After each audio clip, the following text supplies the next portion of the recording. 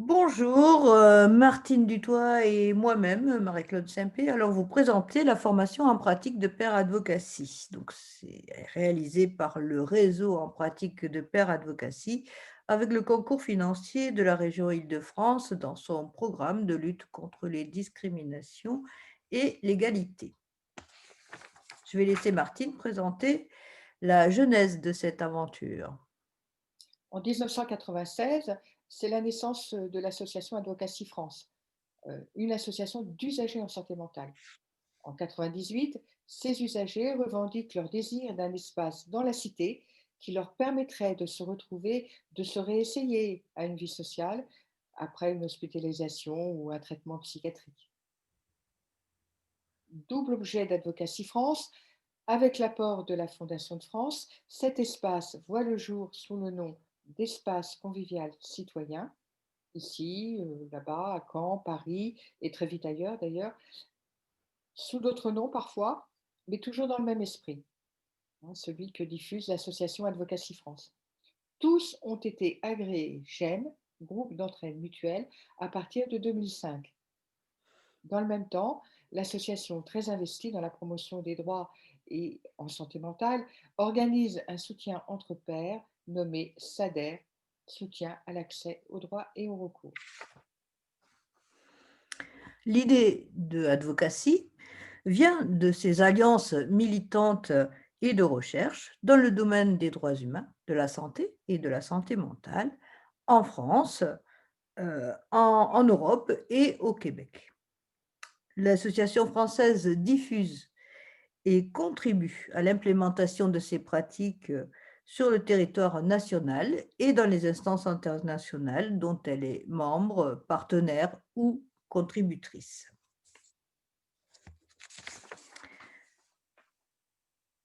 L'association Advocacy Paris. Oh, pardon.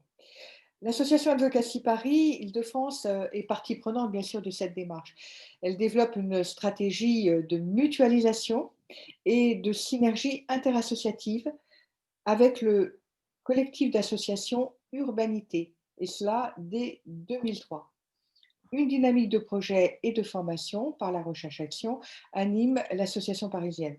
2007, pérémulation et advocacy en ACOPRA, les ateliers de coopératifs de recherche-action.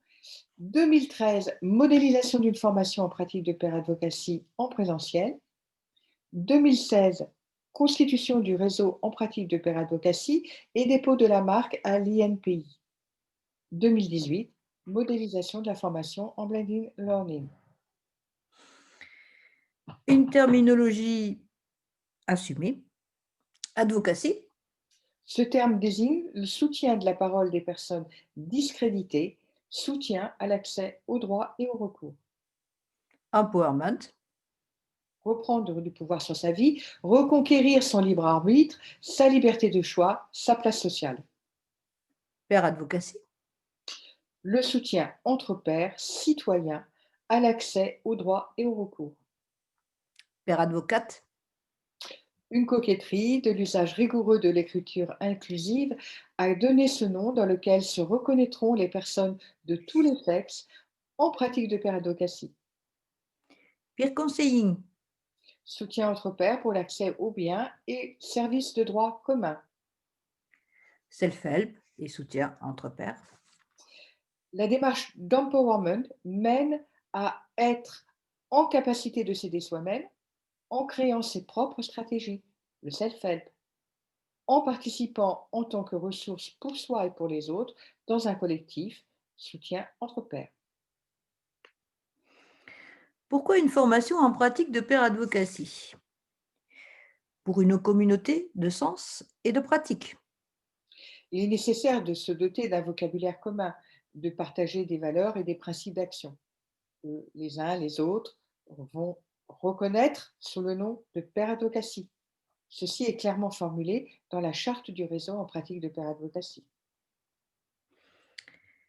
Pour une reconnaissance et un partage des acquis de l'expérience. Une formation par la recherche-action, reconnue dans le domaine de la formation continue des adultes, marque le réseau dans son identité sociopolitique. Pour développer le réseau en pratique de pair advocacy. Une formation en présentiel et à distance réunit plusieurs avantages. Livraison de support, maîtrise des contenus, diffusion plus large de la formation que seulement en présentiel. Approfondissement, apport d'expériences réciproques, réflexion partagée en études de cas, évaluation et validation en présentiel. Prospective, réseau, organisation apprenante en somme. 4 séries de modules de formation en pratique de pair advocacy. Donc S1, la description des situations problèmes. Issus de l'expérience en accompagnement social et de la relation à l'autre, des prises de conscience ont mis au jour des manières dont des certitudes, des préjugés conditionnent le raisonnement et les choix. Cette série met l'accent sur la nécessité de distinguer une personne de son problème pour contribuer à résoudre une problématique sociale. S2, l'écoute attentive. Cette deuxième série conduit l'apprenant à libérer ou être conscient de son conditionnement, à se concentrer sur l'écoute d'une personne. Quelques repères psychosociologiques et sémiologiques lui sont donnés pour avancer dans cette expérience. S3, l'appropriation citoyenne des droits. Une expérience collective d'accès au droit et au recours emmène les protagonistes à acquérir les moyens d'un diagnostic partagé des situations tant individuelles que collectives et à mettre en œuvre les ressources en matière de droit individuel et collectif. S4, pratique de pair advocacy. Ce dernier module considère l'apprenant en tant que père advocate. Il le ou la conduit pas à pas dans les étapes de la mise en œuvre d'une démarche en pair advocacy. Attention, c'est un modèle inductif. Donc, ces modules sont composés d'apports méthodologiques et de questions de connaissances, donc parfois de contributions sociales.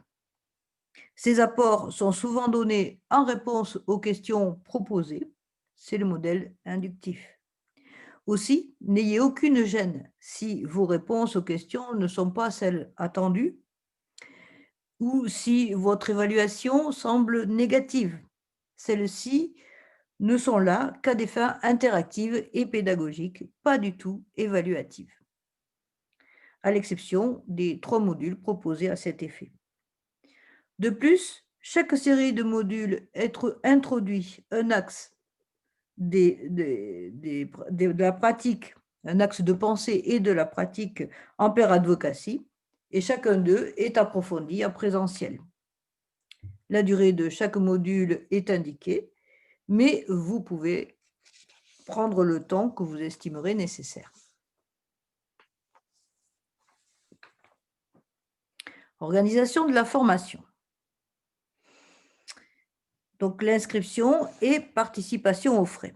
Donc pour suivre cette formation, il faut remplir une fiche d'inscription et voir les dates de session prévues.